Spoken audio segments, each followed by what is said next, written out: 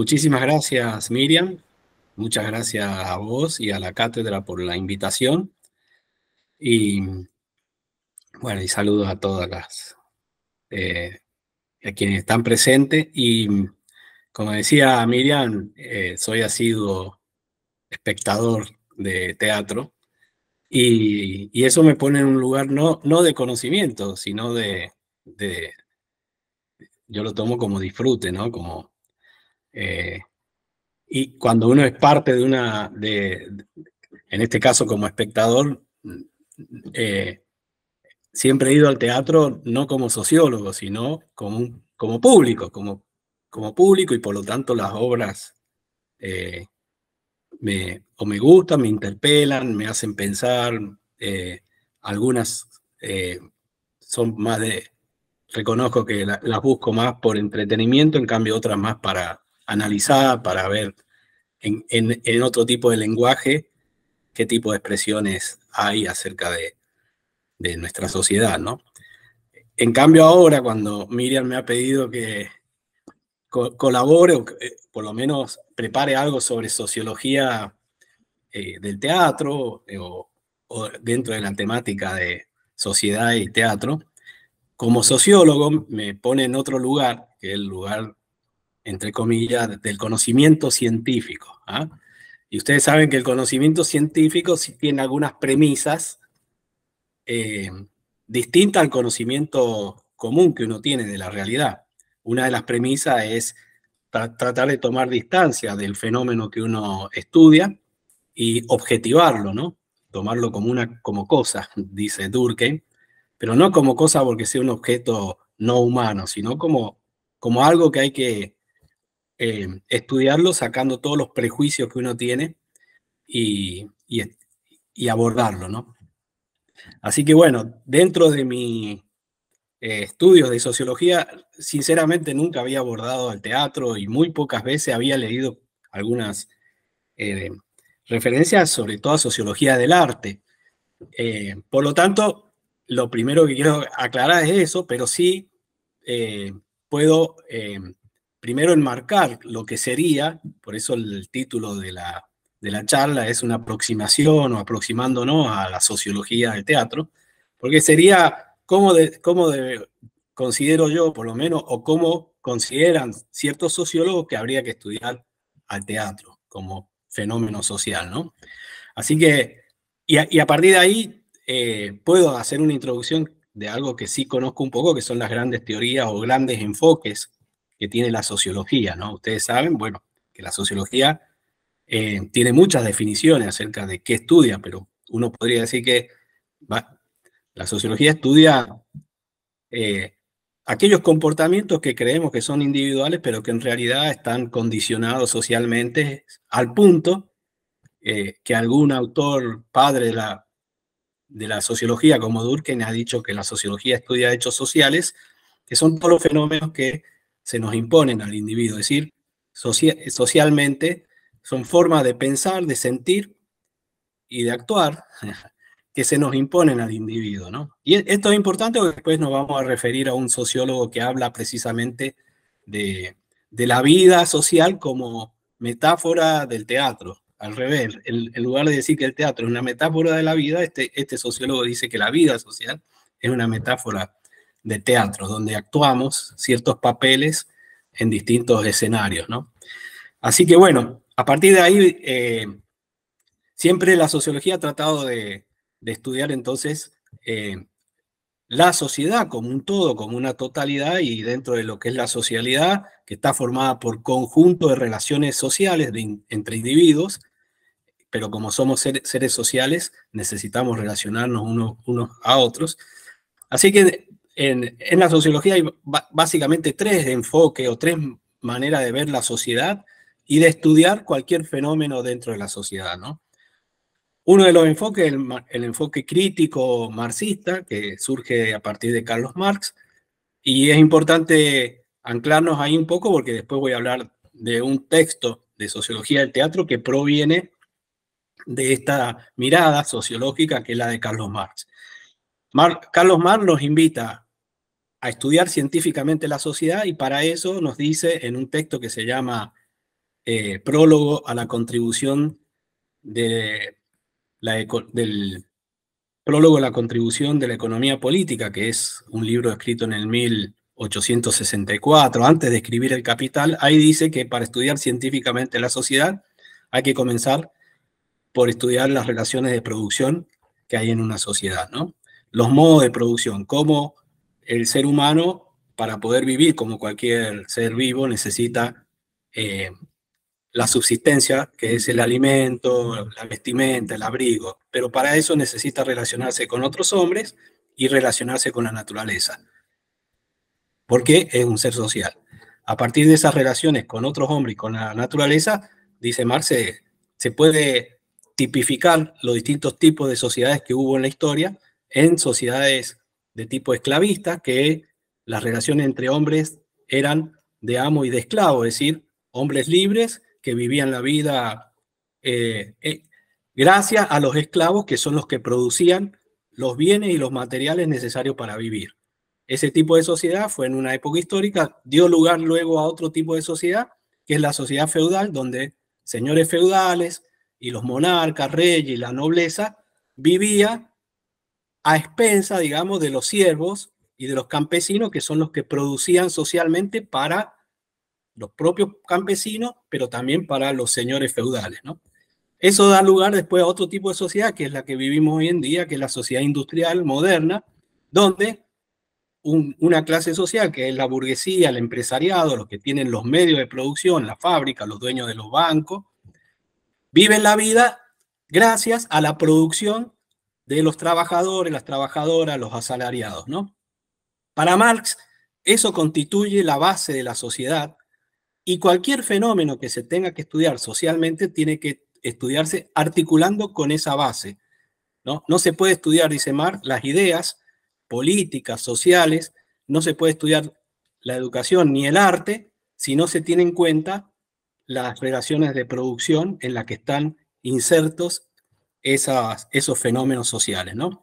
Entonces, para Marx dice, no se puede, no existiría un estudio sobre las ideas políticas en abstracto, o un estudio, diríamos nosotros, sobre el arte o sobre el teatro, en este caso, de manera abstracta, como a lo largo de la historia se ha ido desarrollando el teatro, sino que para Marx siempre hay que estudiar cualquier fenómeno, en este caso el teatro, relacionado con el modo de producción, de tal manera que tanto el teatro como otro tipo de manifestaciones humanas, ¿no? La religión, la política, emergen de esas relaciones de producción. Ahí, entonces, para Marx, muchas veces, tanto el arte como la religión, como otras formas que él denomina ideológicas de la vida, o simbólicas, diríamos nosotros, hoy en día, lo que hacen es justificar o naturalizar esas relaciones de producción, ¿no? De tal manera que, por ejemplo, frente a la religión, Marx ha dicho que la religión es el opio de los pueblos. ¿Por qué? Porque él encontraba en la religión una manera de justificar las condiciones de explotación de unos sobre otros, ¿no? Pero de la misma manera, muchos seguidores a Marx después han considerado que también el arte, lo que ha hecho durante toda la historia de la humanidad, siempre ha sido adormecer un poco las conciencias de las clases explotadas para que no tomen conciencia de las condiciones de explotación y por lo tanto distraerse, ¿no? Frente al arte, frente a la música, frente al teatro, distraerse de las condiciones de explotación y de esa manera ser mejores explotados, diríamos, ¿no? Pero esa es una corriente del marxismo. Después vino otra corriente del marxismo que dice que también en el nivel ideológico, en el nivel cultural, diríamos, simbólico, existe cierta autonomía frente a las condiciones materiales de la vida social, ¿no? Entonces, en esa autonomía también hay, así como en las relaciones de producción, hay explotadores y explotado, ¿no? Oprimidos y opresores, pero siempre hay contradicción y hay lucha de clases, también en el campo de las ideas religiosas, políticas y también culturales, hay manifestaciones de esas contradicciones, ¿no? Es decir, también hay conflictos, se manifiestan también en los ámbitos ideológicos o de lo que Marx denominaba la superestructura de una sociedad, ¿no? Bueno, esa es una corriente, es decir, que trata de estudiar entonces cualquier fenómeno de la vida social relacionándolo con el modo de producción de una sociedad, las condiciones materiales de una sociedad, la división en clases, ¿no? Clases sociales hablamos, ¿no?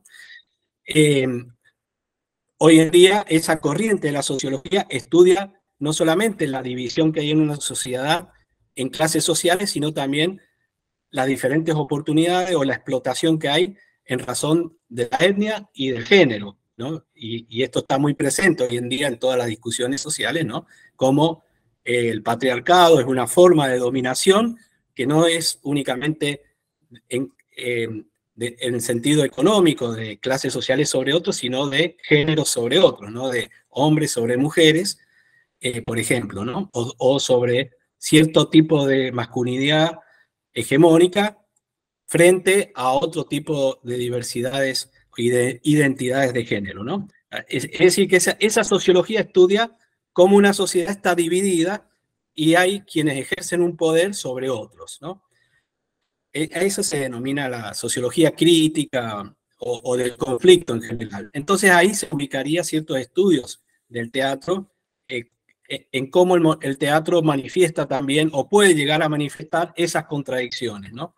Y creo que, bueno, muchos de ustedes, y Miriam, conozco mucho el trabajo que hace, muchas veces trata de manifestar por medio del teatro esas contradicciones, y ya lo vamos a ver después en una filmina que tengo, dentro de una línea de la que se suele denominar el teatro de tipo crítico, teatro social, le denominan otros, bueno, eso por un lado. Y después hay otro enfoque dentro de la sociología que es lo que se denomina el enfoque estructural funcionalista, que proviene de este sociólogo que yo denomino que es Durkheim, que dice que la sociología estudia hechos sociales que son formas de pensar, de hacer y de actuar que se nos impone al individuo socialmente. Es decir, el medio social nos impone formas de vivir, de pensar, aunque nosotros no lo queramos y no nos demos cuenta. Entonces él dice el lenguaje, por ejemplo, uno nace y se le impone el lenguaje, no es que uno elige el lenguaje.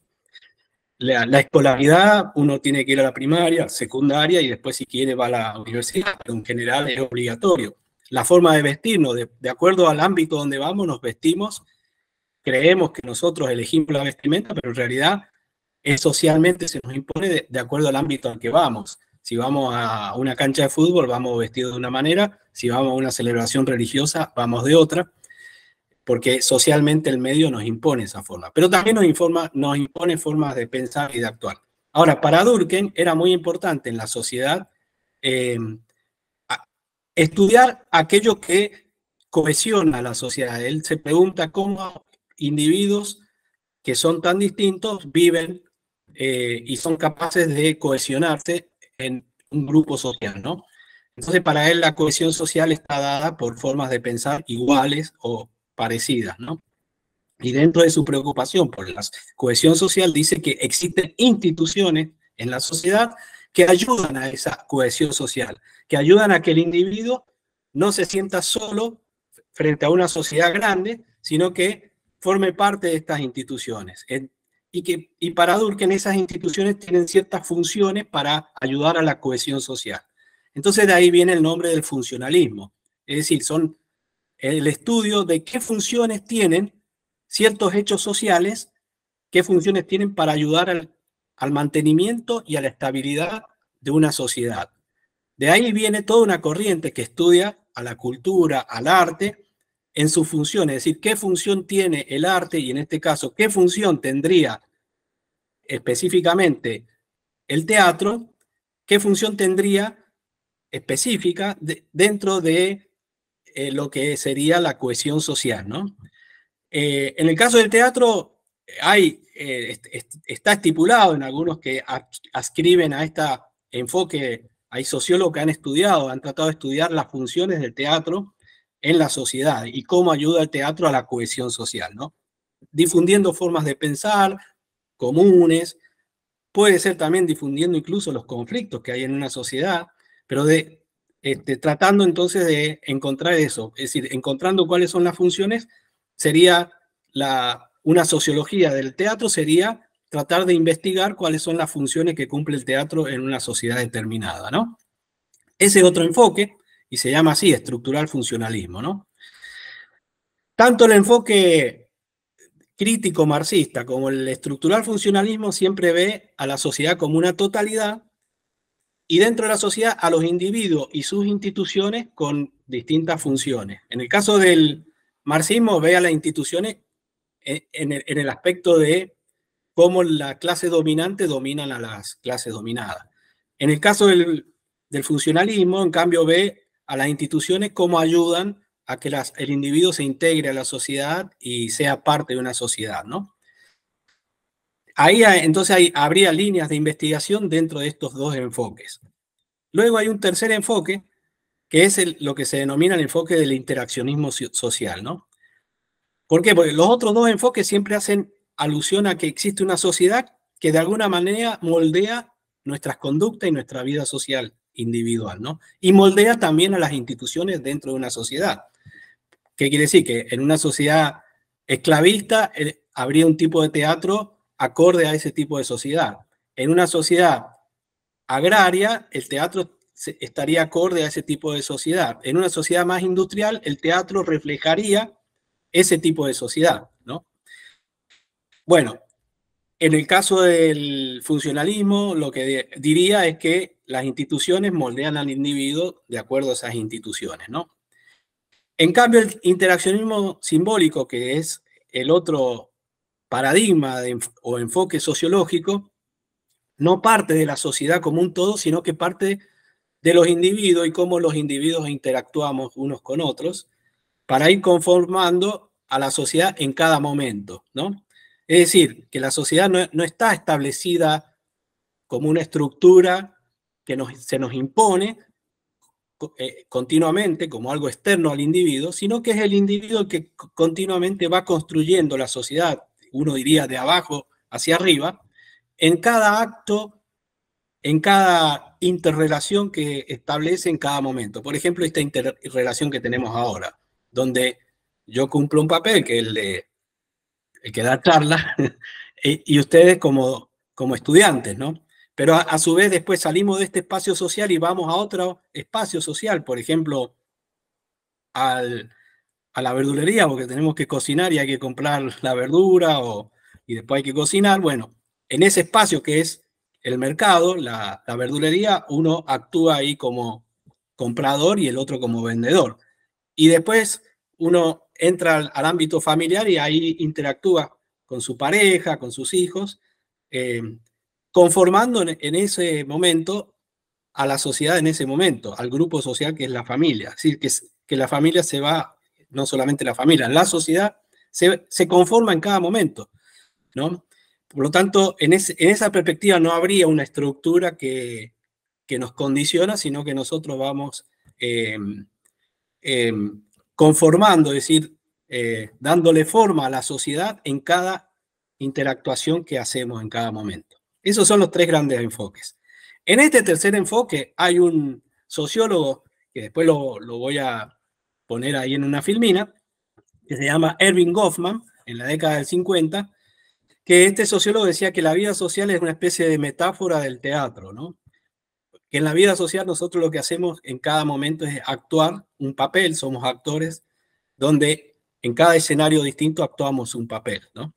Y es interesante porque este sociólogo es hijo de actriz, o sea, su madre era actriz, por lo tanto, de niño se crió, digamos, entre bambalinas, y es interesante ver cómo su propia biografía lo ayuda después a pensar eh, a la sociedad, a las relaciones sociales, ¿no?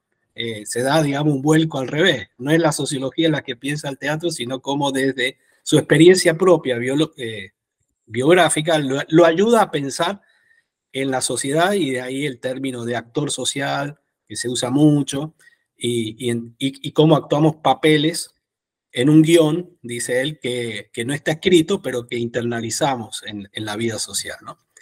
Así que bueno, esos son los tres grandes enfoques, ¿no? Desde esos tres enfoques yo he hecho como una tipología de temas que ha intentado abordar la sociología del teatro, porque bueno, convengamos que esto es una charla, entonces es una aproximación como para ayudar después a la cátedra o a cada uno, si quiere profundizar, o a mí mismo como sociólogo, en qué línea se puede seguir investigando o se puede seguir profundizando sobre ciertas lecturas, ciertas investigaciones que ya se han hecho, o uno mismo hacer ciertas investigaciones, ¿no? Así que para eso voy a poner ahora sí el, el PowerPoint. Voy a ver si lo pongo en la presentación, para ayudarme a ordenar, digamos, estas categorías en las cuales se puede estudiar el teatro desde el punto de vista sociológico, ¿no? Bien. Después vamos a volver acá. Bueno, primero,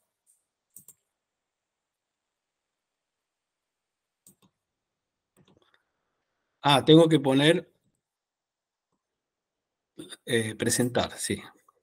Bueno, más o menos hasta acá ha quedado más o menos claro que en sociología hay 3 enfoques o paradigmas, denominamos nosotros, para poder estudiar cualquier fenómeno de la sociedad. A partir de esos paradigmas se ha estudiado cualquier otro fenómeno, como puede ser no solamente el arte, el teatro, sino la educación, la criminología, que fue un campo de estudio al principio en la sociología muy importante, es decir, por qué había conductas en algunos que no estaban adecuadas a la norma social y por lo tanto daba lugar a lo que se denomina conductas criminales, ¿no? Bueno, pero si me pongo a buscar y uno ve en el caso de sociología del teatro, es poco lo que uno encuentra a nivel de textos o de manuales, como si existen ya otros textos o manuales o sistematización de investigaciones en ese ámbito, ¿no? Vamos a ver entonces. Bueno, lo primero es entender al teatro como campo cultural, ¿no? El concepto de campo es un concepto de Pierre Bourdieu, que es un sociólogo casi contemporáneo, que trata de hacer una síntesis entre estas posturas que yo le decía recién, en aquellas posturas de la sociología que ven cómo la estructura condiciona al individuo y a las prácticas sociales del individuo, y aquellas otras posturas, que es el interaccionismo simbólico, que ven cómo es al revés, cómo es el individuo el que constituye a la sociedad a través de su práctica cotidiana, ¿no? Entonces, para Bourdieu, dice que es interesante, digamos, poder estudiar los distintos campos en los cuales se dirimen en una sociedad distintos tipos de capital, ¿no? Él extiende un poco el concepto de capital que venía de Marx, de cómo en una sociedad el capital económico está siempre en disputa, en el caso de la sociedad capitalista, entre la burguesía, entre los empresariados y los trabajadores. Y Bourdieu dice que no solamente en una sociedad siempre está en disputa el capital económico, sino también otro tipo de capital. Y ahí extiende el concepto de capital a lo que es, por ejemplo, el capital cultural y el capital social, por ejemplo. Entonces, él define ahí lo que es un campo. Un campo es como un espacio donde se pone en juego un cierto capital, ¿no? Y donde los actores que hay en ese campo social disputan ese capital, ¿no? Entonces dice que el caso del teatro lo ubica dentro de lo que él denomina como campo cultural, ¿no? Que es el campo donde se pone o se disputa, digamos, el capital cultural, no solamente en el sentido material. Él señala que la cultura se puede distinguir entre cultura material y cultura inmaterial, ¿no? Cultura material sería, por ejemplo, bueno, en el caso del teatro, todo lo que significa el propio espacio de teatro, ¿no? El salón de teatro, la escenografía, las luces, todo eso es cultura material. En cambio, la representación, lo simbólico, el texto sería cultura inmaterial, ¿no? Ahora, todo tipo de expresión cultural trata de legitimarse frente a otras expresiones, ¿no? Entonces siempre, como en todo espacio social, hay un campo de disputa donde trata un grupo de hegemonizar su propia mirada, su propia perspectiva acerca de cómo se tiene que hacer cultura o cómo se tiene que hacer teatro, en este caso, frente a otros, ¿no? Entonces, en su obra Las reglas del arte, Bourdieu argumenta que el teatro también es un espacio en el cual se disputan valores, normas e identidades culturales. Entonces, el teatro no solamente reproduce las estructuras sociales, como diría Marx, ¿no? Que lo que hace el arte es reproducir las estructuras sociales, que son las estructuras de explotación, sino que también el teatro puede contribuir a su reproducción o a la transformación de esa estructura a través de la representación de otras formas de vida, ¿no? Es decir, para Bourdieu, entonces, todo campo es un campo siempre de disputa, no solamente el económico, sino incluso el campo cultural y en este caso el de teatro, ¿no? Bueno, hay otras miradas también que provienen tanto de la corriente marxista como de la corriente funcionalista, que han visto muchas veces al teatro como espejo de la sociedad, ¿no? Sí, como si el teatro fuera una metáfora de la sociedad, ¿no? Desde esta perspectiva, muchas veces los conflictos políticos y sociales, por ejemplo, de la Grecia antigua, dice que abordarían temas como la desigualdad, el racismo, la identidad de género, y el teatro ha servido como un medio para explorar y reflexionar sobre los problemas y las preocupaciones de la sociedad. Y acá el autor que yo le digo es Goffman, que dice en un libro que es La presentación de la persona en la vida cotidiana, dice que el teatro es una metáfora de la vida donde los actores desempeñan roles específicos en un escenario social, ¿no? Esto de ver al teatro como un espejo, como reflejo de la sociedad, se encuentra también en una cierta interpretación del marxismo, ¿no? De que el teatro sería una mera representación de la realidad, ¿no? Después vamos a ver cómo hay una crítica dentro del propio marxismo a esa mirada, ¿no? La otra es ver en cambio al teatro no como espejo de la sociedad o reflejo, sino como productor de cambio social o como en sus posibilidades de cambio social, ¿no? Bueno, el teatro entonces fue primero como espejo de la sociedad o reflejo de la sociedad como un mero epifenómeno nada más. Y la otra perspectiva es ver al teatro dentro del cambio social, ¿no? Ahí tenemos la perspectiva, ustedes la conocen, de Boal, donde desarrolla la idea del teatro del oprimido, que sería la idea de un teatro que pueda expresar a las comunidades o los grupos oprimidos a través del teatro, ¿no? Pero también hay toda una línea que surge en América Latina en las épocas de la dictadura de un teatro comprometido, de un teatro político o social, le denominan otros, ¿no? Que también fue una herramienta muy importante para la resistencia a las dictaduras en esa época, ¿no? En ese contexto, las obras teatrales abordaban temas como la represión política, la tortura o la lucha por la democracia, ¿no? Entonces, por un lado, el teatro como reflejo de la sociedad y por otro lado, en cambio, el teatro como posibilitador o como dentro del cambio social, ¿no?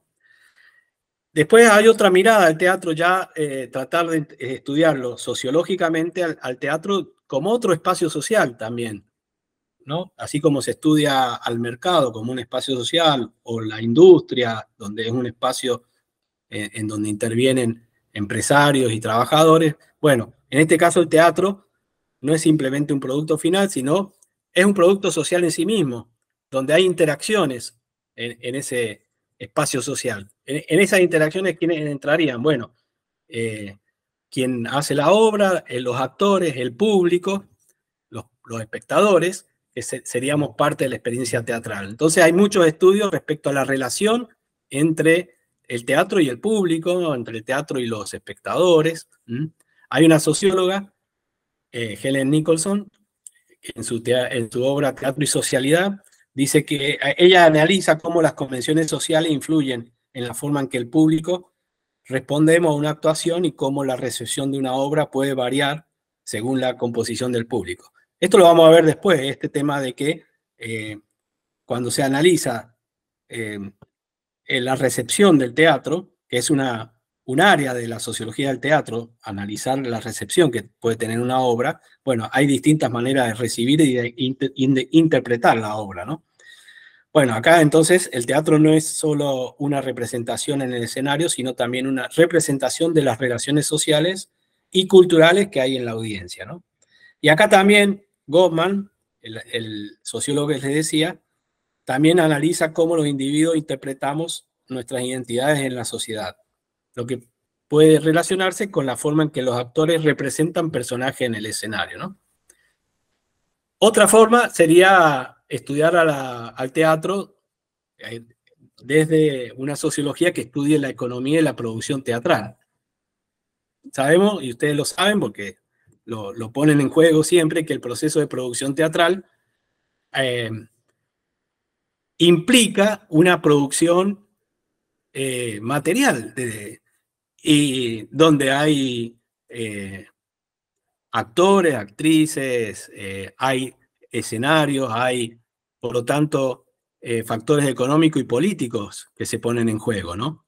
Entonces ahí esta mirada o esta línea en la cual se puede hacer sociología del teatro destaca cómo las decisiones sobre financiamiento, el casting, dirección y promoción de una obra están moldeadas, uno diría están condicionadas también por cuestiones económicas y políticas, ¿no? Lo que puede dar lugar a diferentes tipos de teatro y la inclusión o no de ciertos grupos en la industria teatral, ¿no?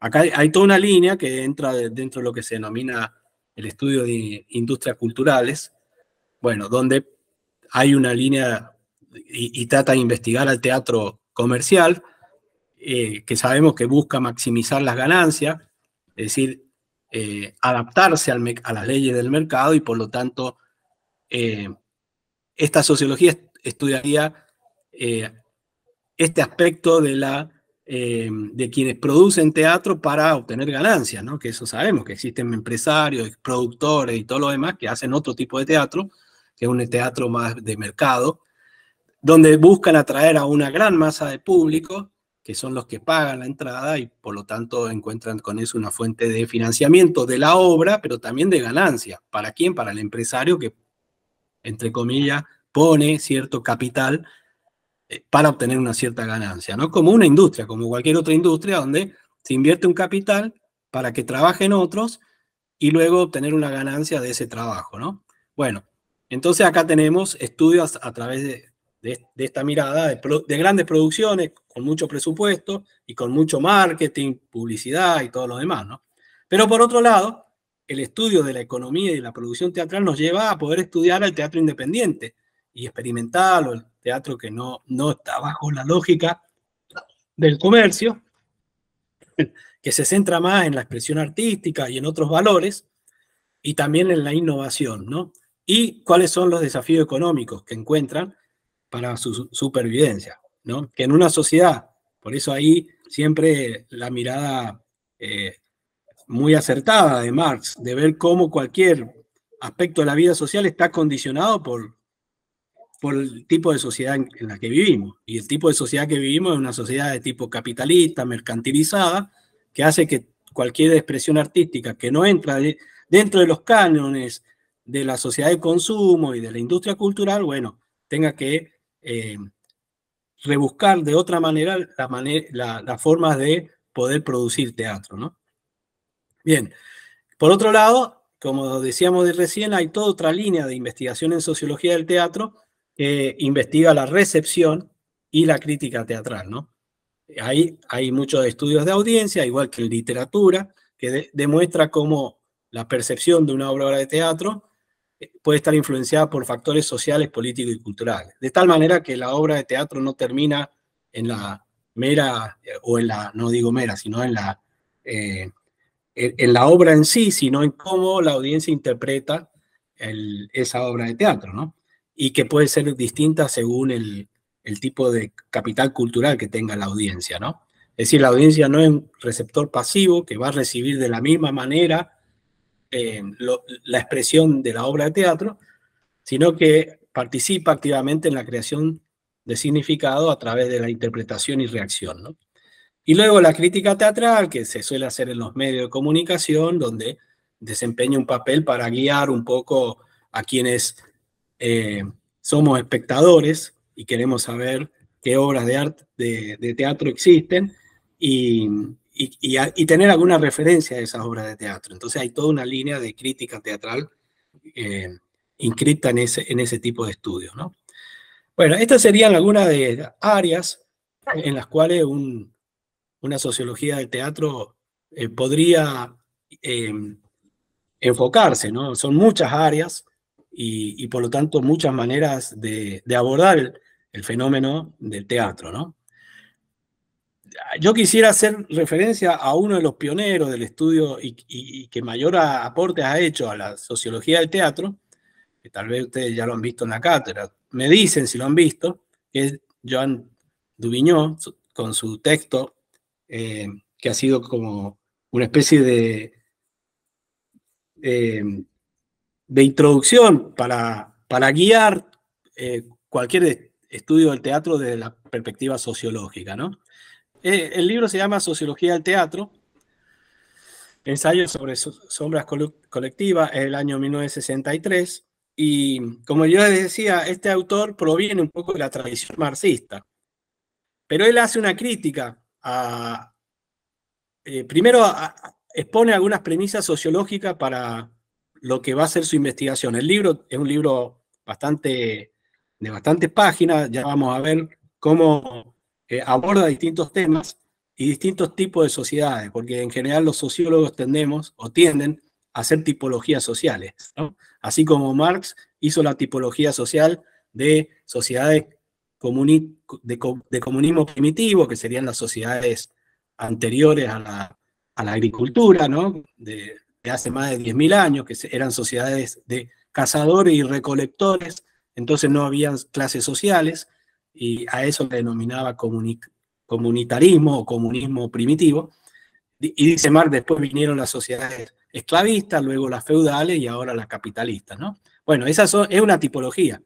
Hay otro sociólogo que es Max Weber, que habla de tipos sociales según el tipo de dominación en una sociedad. Y ahí habla de sociedades donde la dominación es de tipo carismática, otras sociedades donde la dominación es de tipo tradicional, y otras sociedades donde la dominación de uno sobre otro es de tipo racional, burocrática, a la que correspondería, digamos, la sociedad moderna industrial en sus versiones socialistas o comunistas, sí, comunista en ese momento cuando escribe Weber, o en su versión capitalista. Tanto una como otra, al ser sociedades industrializadas, son sociedades de una alta dominación de una burocracia racional, donde el individuo queda atrapado, digamos, en la lógica de la industria, ¿no? De ser uno más dentro de una sociedad de masas, ¿no? Bueno, esas son tipologías sociales. Entonces, como toda ciencia intenta generalizar, ¿no? Y en esa generalización se hacen estas grandes tipologías que a veces son útiles y otras veces, en lugar de permitir explicarnos, oscurecen el panorama. Pero bueno, es parte de lo que se considera ciencia, hacer estas grandes generalizaciones, ¿no? Entonces, Dubignon hace da algunas premisas sobre cómo habría que investigar y cómo va a investigar él. Él dice que desde una perspectiva sociológica no se puede hablar de una historia lineal del género, o sea, del teatro, ¿no? Dado que hay diferencias en las sociedades, o sea, no hay una linealidad como siempre se creyó muchas veces, que hay una especie de progreso de las sociedades, de sociedades tradicionales a sociedades modernas, o de sociedades primitivas a sociedades civilizadas. Bueno, él dice, no, o sea, hay que entender que todas las sociedades tienen diferencias y no hay un tiempo único en la cual se puede marcar una linealidad de evolución de todas las sociedades. Pero sí se puede advertir que cada sociedad en sus distintas expresiones engendra sus propias formas dramáticas. Es decir, se puede encontrar, digamos, un elemento común a cualquier tipo de sociedad, sea la que sea, le denominemos como sea, donde en esa sociedad siempre hay alguna forma dramática, ¿no? En segundo lugar, dice, la teatralidad expande su ámbito de acción y se observa en toda existencia social. Es decir, toda sociedad se teatraliza, puesto que tiende a exteriorizar los papeles que impone la trama de vida colectiva, ¿no? Bueno, un poco lo que dice recién, es decir, toda sociedad ha tendido a expresar en forma dramática o en forma de teatro, digamos, teatralidad, su vida social, ¿no? A partir de ahí dice que también la sociología del teatro debería estudiar otro fenómeno como la catarsis, ¿no? Que es la sublimación de la existencia de los individuos, identificándonos con las problemáticas colectivas, ¿no? Porque acordémonos, él proviene de una tradición marxista y muchas veces el marxismo criticaba al arte en general y también al teatro y a otras formas como formas de catarsis de las personas en las cuales subliman las condiciones de opresión y no advierten las condiciones, entonces desvían su energía social, una energía que podría estar puesta en advertir sus condiciones de explotación y por lo tanto llevarla a una rebelión social. En lugar de rebelarse socialmente, entonces se hace catarsis a través de manifestaciones artísticas, ¿no? Sea el teatro o luego el cine o los medios de comunicación o cualquier otra forma de expresión artística, ¿no? Entonces había como una mirada peyorativa hacia estas formas de expresión porque consideraba cierta línea del marxismo que cualquier forma de expresión artística lo que llevaba era a distraer la energía social que tenía que estar puesta en revolución, distraerla en estas formas de expresión artística, ¿no? Entonces dice, su interés, dice, en su investigación es dilucidar el ámbito de dramaturgias del pasado y contemporáneas, ¿no? Y él encuentra así una especie de dialéctica en la historia de las distintas sociedades con las distintas formas teatrales o dramáticas o de teatro. Siempre encuentra que existe una dialéctica entre qué cosa, entre el orden establecido socialmente y una cierta aspiración a libertad, ¿no? Es decir, a romper las normas sociales en la cual el individuo encuentra entonces cierto sentido de libertad, ¿no? Por lo tanto, ahí este autor hace un seguimiento de la dialéctica hegeliana en el sentido de que la sociedad es una encarnación de una aspiración mayor y esta aspiración siempre sería la aspiración de una mayor libertad, ¿no? Y es útil porque de alguna manera, ¿por qué lo traigo? Porque a mí me siento identificado con toda propuesta sociológica que analice dialécticamente las relaciones sociales, las relaciones económicas, pero también las relaciones de la sociedad con otros fenómenos, como en este caso el teatro, porque una mirada dialéctica permite no anclarse en qué cosa determina qué, en esto que decíamos recién. Permite que uno no diga que el teatro es reflejo de la sociedad solamente, pero que tampoco uno se quede en que el teatro transforma la sociedad, ¿no? Sino que permite tener una mirada de la vida social siempre dinámica, porque siempre hay un movimiento dialéctico entre lo que existe en una sociedad y lo que nos condiciona como individuos, y aquel elemento de creación, de innovación, y uno diría de libertad, como dice este autor, que hace que nos rebelemos siempre frente a lo que está instituido o lo que está constituido, ¿no? Entonces él dice, lo que existiría siempre es, a través del teatro, es la imagen de una conciencia revelada, ¿no? En el sentido de rebelión, ¿no? Frente a lo estatuido, ¿no? A partir de ahí, entonces, ahí se opone entonces a la concepción marxista del teatro, que veía hasta ese momento al teatro como un mero reflejo de la vida social, ¿no? Y también descalifica este reduccionismo marxista y el determinismo económico para percibir al teatro también como en su carácter de revolución social, ¿no? De revulsivo, dice él, o sea, de rebelión social, ¿no? Dice que el drama nace del conflicto siempre, para él, ¿no? Entre el individuo y la conciencia colectiva. desde el punto de vista de tanto del teatro, pero también de la vida social, siempre pareciera que hay este conflicto entre nuestra vida individual y la vida colectiva, ¿no? Que se expresa de muchas maneras, ¿no? Entonces, este sociologismo de este autor apuesta entonces a la indagación del sentido de un determinado teatro en una determinada sociedad. Es decir, lo que habría que indagar es cuál es el sentido del teatro en una sociedad determinada, ¿no? Desde la concepción dinámica del hecho escénico. Y ahí, entonces, para él, entonces, tanto la creación artística, dramática, como la creación social, ¿no? Es decir, la creación social sería cómo en la vida social nosotros repetimos esquemas de comportamiento, como decíamos antes, repetimos esquemas, o se nos impone lo que la sociedad, a través de sus normas, de sus usos, de sus costumbres, nos impone, como dice Durkheim, pero sin embargo hay siempre una posibilidad de creación y de innovación, que sería lo que denomina este autor como creación social, ¿no?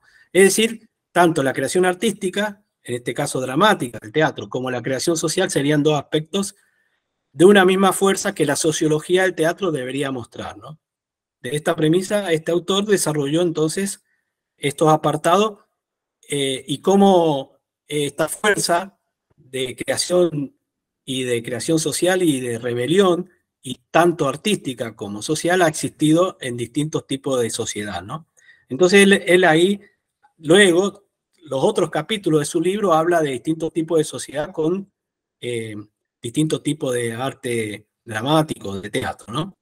Entonces analiza, por ejemplo, cómo en sociedades tradicionales, como la época medieval, el teatro reflejaba las creencias en un sistema ideológico general y estable. Ustedes saben que la época medieval estaba cohesionada ideológicamente en torno a la cristiandad, ¿no? Que se había impuesto en toda Europa. Por lo tanto, había una cohesión social en torno a las creencias de la cristiandad, ¿no? Que estaba dada por la Biblia y por lo que decía la Biblia, de cuál era el orden de la naturaleza, el orden que viene de Dios, y que hay un orden para todo, y que hay que respetar ese orden, y ciertas leyes que están escritas en la Biblia o en la iglesia, que representa a Dios en la tierra, y obedecer a los príncipes, que también son representantes de la autoridad y de Dios en la tierra. Bueno, entonces, de alguna manera, ese sería un tipo, ¿no?, de sociedad, el tipo de sociedad tradicional, donde hay un sistema ideológico estable y general, y bueno, en ese caso el teatro reflejaba estas creencias también. Pero dice después otro tipo de sociedad, la que hubo en Grecia clásica o en la Europa del Renacimiento, cuando va cayendo el medievo, ¿no?, donde se da en Europa una serie de factores técnicos, económicos y sociales, en donde la sociedad se va modificando de manera radical, ¿no? Todas las estructuras de la sociedad europea, que luego va a dar lugar a la modernidad, ¿no? Bueno, entonces ahí dice el teatro, expresa esa tensión de los héroes que corporizan el deseo colectivo de transgredir leyes y a su vez también de impedir o castigar esas ansias de libertad, ¿no? Y luego un tercer tipo de sociedad y también de teatro que surge es lo que él estudia en la Italia de la Europa ilustrada, también ahí luego del Renacimiento, cuando una élite de poder se apropia de la cultura y de la civilización, ¿no?, del término civilización, e intenta difundir y controlar la condición humana dentro de una dramaturgia rígida, ¿no? Ahí dice que los mayores representantes de este tipo de escritura dramática tienden, sin embargo, a ser subversivos, es decir, a buscar o sugerir algunos dominios ocultos, es decir, de poner dentro de su dramaturgia algunos pensamientos o ideas que estaban prohibidas, y la acción también negada abiertamente en el propio teatro en el que trabajaban, ¿no? Habría que buscar después en ese texto, yo se los puedo dar el link para ver específicamente con qué ejemplo él ilustra este tipo de sociedad, ¿no? y de teatro, ¿no? Y después el cuarto tipo sería el tipo moderno, ¿no? Que sería el producto de esta sociedad que viene desde la modernidad, que es altamente relativista y móvil, ¿no? La modernidad se caracteriza porque, como dice Marx, todo lo sólido se desvanece por el aire, es decir, no hay nada sólido, todo es líquido, como dice luego otros autores sociólogos, pero tomando esa frase de Marx, como en la modernidad no hay nada que sea estable, sino que todo es móvil, todo es relativo, ¿no? Y un teatro, entonces, permeable y receptivo también, que busca representar la diversidad de la experiencia tan vertiginosa de este mundo moderno. Moderno y posmoderno, por supuesto, después. Este autor, acordémonos, este texto es del año 73, todavía no se acuñaba la palabra posmodernidad, pero a quienes han escrito sobre la posmodernidad, muchas veces dicen que la posmodernidad es la misma modernidad, pero más acelerada, ¿no? Es decir, los cambios de la propia modernidad son mucho más acelerados en la posmodernidad, ¿no? Bueno, y ninguno de estos cuatro tipos de teatro proporciona ninguna respuesta a las problemáticas ideológicas o de valores de una sociedad, sino que siempre plantean interrogantes, ¿no? Dice que el teatro es y continúa siendo siempre una rebelión contra el orden establecido, ¿eh? Desde su arraigo en la trama de la vida social y la más variada forma de la vida colectiva. Siempre intenta entonces superar los obstáculos que el propio hombre se ha procurado en todo tipo de sociedad, ¿no? Es decir, que hay siempre este carácter de cambio y de rebelión en el cual termina diciendo él que siempre es el conflicto entre la libertad humana y la prohibición que surge de la vida social, ¿no? Entonces, de ahí dice él que emana el teatro, ¿no? De este conflicto entre libertad y prohibición, ¿no? Y de esta manera dice el devenir de las sociedades, seguramente dice, porque las sociedades no son estancas, no se quedan en un cierto estadio o en cierto tipo de sociedad, sino que siempre hay una dinámica social por la cual hay cambio, entonces toda sociedad va a dar lugar a otros modos históricos de sociedad y a otros conflictos que no sabemos cuáles serán, ¿no? Si pensamos en Marx, que hablaba de los conflictos de clase, sin embargo, los conflictos del siglo XX o XXI vemos que están marcados por conflictos de género, ¿no? Advertir las opresiones o cómo está tan fuertemente instituido, digamos, la dominación de un cierto tipo de patriarcado. O también la dominación étnica de ciertos grupos, sobre todo europeos, frente a los pueblos originarios, a las cosmovisiones y a las formas de vida de los pueblos originarios, ¿no?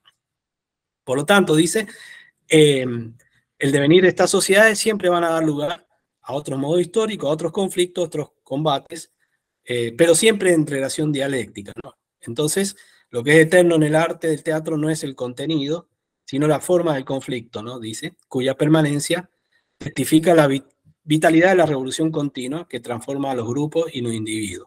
Acá hay una mirada del arte entonces como contrahegemonía, que es un término propuesto después de Marx, sobre todo por Gramsci, ¿no? Que es un seguidor de Marx, y que hace una ampliación de la teoría marxista hacia el campo ideológico y el campo de otras expresiones sociales, ¿no? Que es lo que Gramsci denomina la hegemonía, cómo un grupo logra la cohesión de una sociedad y el consenso de un grupo sobre otro hacia sus valores. Es lo que Marx decía, que la ideología de la clase dominante es la ideología dominante de una sociedad, ¿no? Entonces Gramsci lo que hace es mostrar cómo esa hegemonía, esas ideas que se hacen hegemónicas en una sociedad, la clase dominante lo hace a través de sus instituciones, ¿no? Ahora, también dice Gramsci que así como hay una hegemonía en sistemas ideológicos, en sistemas de valores, también hay una contrahegemonía, es decir, hay una lucha ideológica de aquellos sectores que están sometidos por cualquier tipo de poder económico, político. Ese sería, bueno, esta presentación, digamos, de esta sociología en este libro que puse como a consideración porque me pareció que entra dentro de la línea, que por lo menos como en eso, tratando de ser honesto desde el punto de vista científico. Todos sociólogos, no hay una sociología objetiva del mundo social, sino que todos ascribimos a un tipo de mirada, y bueno, dentro de mi tipo de mirada es la de observar cómo en una sociedad existen siempre conflictos, pero que los conflictos no son permanentes, sino que van cambiando y van mutando, ¿no? Bien, hasta ahí sería lo que tenía yo para darles a compartir, digamos, sobre estas miradas sociológicas acerca del teatro. Bueno, si quieren, o hacen preguntas, o también después les paso el link de alguno de estos textos. Sobre todo este último, me parece, yo le decía a Miriam recién que si bien esto es una charla, a mí me ha invitado a pensar esta, eh, este aspecto de la sociología que no me había inmiscuido todavía hasta ahora, y que por lo tanto haría falta bueno, ustedes tienen la cátedra, que es Sociedad, Teatro y Sociedad, pero básicamente eso, se necesita todo un cuatrimestre para entrar a leer estos libros, a ver qué investigó este autor acerca de los tipos sociales y del teatro en cada uno de estos tipos de sociedad, ¿no? Así que, bueno, eso sería. Bueno, muchísimas gracias. Ahora ya vamos a abrir ahí, por si alguna de las chicas o Martín tiene algún tipo de consulta, pregunta. Para nosotras es un súper aporte toda esta exposición, porque es una mirada muy específica.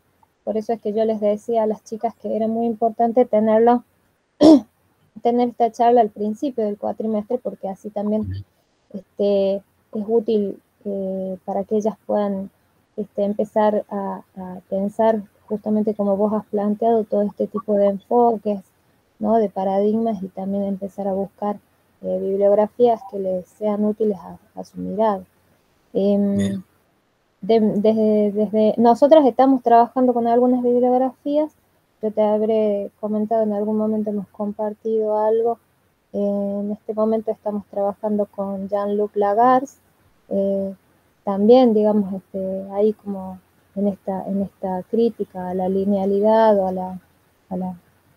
la evolución de la historia como progreso, ¿no? Entonces, Sí, desde ahí estamos tomando algunos temas, pero es súper, súper valioso para la cátedra y para la carrera todo lo que nos ha señalado, porque nos hace pensar todo esto desde un lugar así como más específico.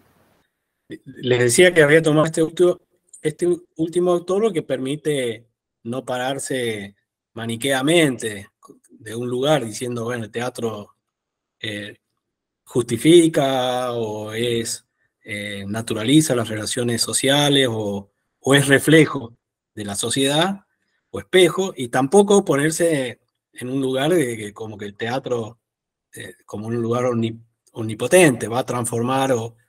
Yo me imagino quien hace teatro que tienen ciertas propuestas de transformación, eh, poder saber que es un aporte, digamos, dentro de un movimiento dialéctico que ya existe en la sociedad, ¿no? Entonces, en ese sentido, sí, observo que en el Teatro de La Rioja y lo que vengo viendo, hay un acompañamiento, y muchas veces también sirve de lugar de reflexión y disparador también a estos conflictos que hay en la sociedad últimamente, y que se ha visto manifestado tanto por las conquistas o las luchas por la equidad de género, por un lado, en contra de toda la violencia de géneros, de todas formas de violencia, pero también poner en luz otro tipo de conflictos, ¿no? Que tiene que ver también con, como decíamos, pueblos originarios, con otras culturas presentes y que se las quiere ningunear o eliminar, ¿no? Así que en eso sí es como uno diría desde una categoría más política, uno diría, bueno, es un teatro comprometido, digamos, en ese sentido, ¿no? En general, tal vez lo que yo selecciono para ir a ver, ojo, lo que no soy, por eso mi papel es ese. He ido a ver lo que, lo que busco yo. Si fuera crítico, que es otra línea de investigación, si fuera crítico teatral podría, y si escribiera para un medio, debería ser más objetivo y ver toda la oferta que hay de teatro para ver si es así con todo el teatro o no. Tampoco creo que tenga que haber una sola línea de, de expresión del teatro, que todo tenga que ser comprometido en este sentido. Creo que todo teatro es comprometido en el sentido de que quienes hacen teatro lo hacen por una decisión personal, por pasión, eh, eh, por, por un compromiso que puede ser un compromiso estético, de expresión, o más político, colectivo, ¿no? Pero últimamente he visto muchas obras con un compromiso de ese tipo, más de las luchas colectivas, ¿no? Eh, Sobre todo en lo que hace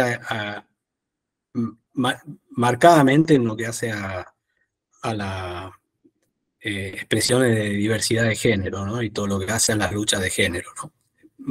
Más que a otro tipo de luchas, ¿no? Tal vez porque socialmente no hay otro tipo de luchas, ¿no? Uno lo ve. Lamentablemente, las luchas de tipo más económica, de sindicales, que eran una época, en la década del 70 eran luchas, ¿no? De tipo que ponía en evidencia la contradicción entre clases sociales, ¿no? Hoy en día, en cambio, son de más baja intensidad, eh, por muchos motivos, ¿no? Por un desgaste de los organismos que representan a los trabajadores, sindicatos, partidos políticos, que vemos que no logran expresar estas desventajas de la clase trabajadora frente al empresariado, ¿no? En eso veo poco, pero sí veo en lo otro, el compromiso en poder expresar las contradicciones que se dan en razón de la dominación por género, ¿no? Sobre todo. Y algunas veces también he visto obras o compromisos con respecto a la cuestión de los pueblos originarios, ¿no? Eh, Así que eso. Sí, sí, se escucha muy bien. Bien, bueno, muchísimas gracias, Sergio. Muy, muy Meli. claro todo. Ahí estoy pensando, eh, repensando cosas y sí, bueno, me interesa un montón que por ahí dejes los textos, ¿no? Los links de los textos. Y, y bueno, pensaba en esto que decías, eh, este tipo eh, de visión con respecto hacia el teatro, es reflejo, no es reflejo, transforma, Ujú. no transforma. Y pensaba, bueno, una escena así mía, que yo creo que en realidad eh, pasa todo eso, ¿no? La sociedad es reflejo del teatro, o sea, todas estas visiones se dan. O sea, Sí, no es que se dé una, sino que creo sí, que sí se dan todas y que también la transformación eh, se da muchas veces eh, en, en, en micro, ¿no?